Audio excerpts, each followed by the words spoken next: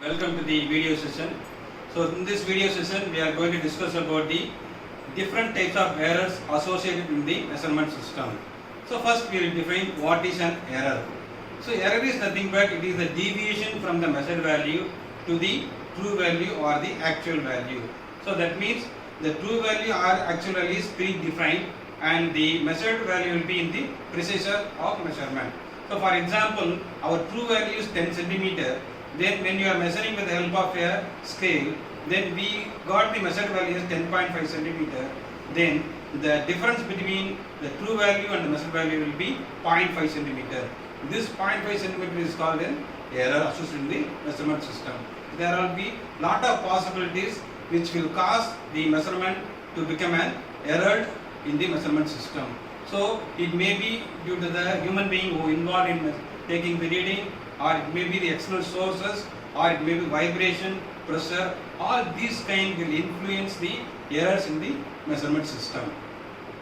So there are three types of errors associated in the measurement system. The first one is said to be gross errors, the second one is said to be systematic errors, and third one is said to be random errors.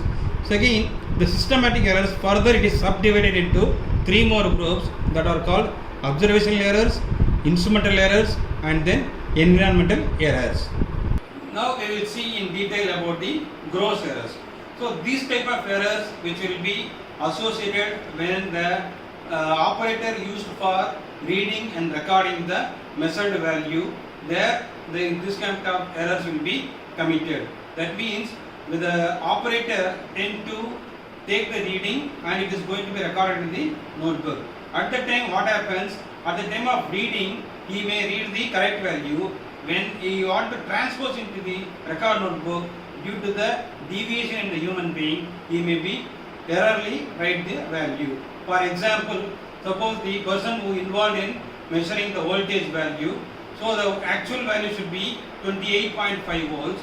So what he has measured will be 25.8. So the actual value is 28.5, the measured value is 25.8. So when we use this measured value 25.8, then the result will be definitely the error will be takes place.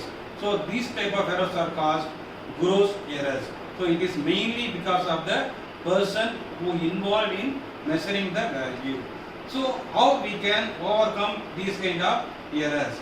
So that may be, so given the person who involved is going to be strictly measure the value without any diverting his mind. That is the one of the possible way. The another possible way is the repeatedly taking the same experiment 2 or 3 times, or different experiments should be used for recording the value. Then we can minimize that error, but we cannot remove the 100% error will not be possible in the case of gross errors. So next is going to be the systematic error. In the systematic error, we are going to have the observational errors, instrumental errors, and then environmental errors. So first we take up instrumental errors. So these errors will be associated mainly because of the instrument which is used for measuring the unknown quantity is to be instrumental error. So again, this instrumental error will be further classified into 3 types. One is called inherent shortcomings of the instrument, other one is called misuse of the instrument, and the third one is called the loading effect. So these are the 3 possible errors will be possible in the case of instrumental error. So what is inherent shortcomings of the instrument? So that means this is mainly of the manufacturing of the instrument. So when the instrument is manufactured, it may be due to its aging effect. The spring which is used in the instrument may be loose due to the aging factor, it may be become weak. So because of the spring is weakened, then it may be causing the higher value of the readings. So it will be extended beyond the actual value. This kind of error will be associated because of the inherent shortcomings of the instrument itself. Next one is the misuse of the instrument. So the operator, because of using the equipment in unintelligent way, then the error will be associated.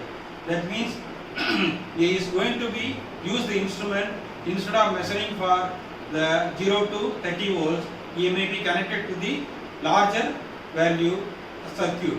So that means it is going to give the error value in the reading, and sometimes it may be causing damage also to the equipment due to the misuse of the instrument. So we have to be used in the situation where it has to be correctly suitable for conducting instrument. There only we have to use the our measuring instrument. If it is used in the wrong connection or wrong application, then it may be damaging the instrument itself. That is the misuse of the instrument in the instrumental error. Then the reading which coming under that instrument will be definitely causing error. Next one will be the loading effect of the instrument. So in this case, because of the load resistor, it causes the error. So when you are connecting a voltmeter for a high resistive circuit, then the value will be very low in the voltage value. So in the same way, we can connect in the lower resistance circuit, it may cause higher value. So because of the resistivity of the instrument, it is going to cause the error. It is going to be loading of effect will be in the measurement system. So these three are the instrumental errors. So next is called the observational error. So the observational error is also one of the type of gross errors. Again, it is going to be the person who involved in measuring the value will be committing the errors. So one good example for this observational error is, so when you are taking the reading from the deflection type instruments, then the vision of the operator and the pointer above the scale should be in same line. That means 90 degree should be maintained with the human being and the pointer. Then only we can get the correct value. So if you stand in either side of 90 degree, then we will get the error value. So these kind of errors are called parallax errors. So this we can verify even in our two-wheeler. When you find the speedometer, if your vision and the meter both are in 90 degree, you will get the correct value. If you see from the either side, then the value will be not the correct value.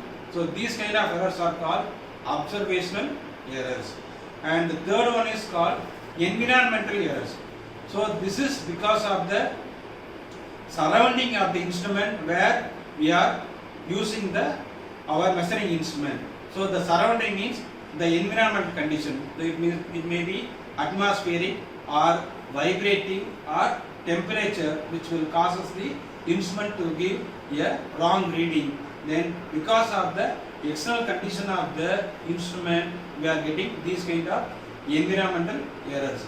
So how we can overcome this environmental error means, so we have to completely protect our instrument with the electromagnetic shielding, so that it should not be get affected by either temperature or vibration or dust. Then it's completely protected, then we can be able to remove the environmental errors. So the final one is the random errors. So the random error is nothing but it is going to be random or residual errors. It is going to be in which way it comes, nobody will be coming to understand. So because of it may be any small factors which will be accumulated together, lumped together, will cause the error. That is called the random error. Because of the things which we are unaware will cause the instrument to give wrong value is said to be random error. So in this way the errors are classified and explained in the different types. Hope you understand very well. Thank you.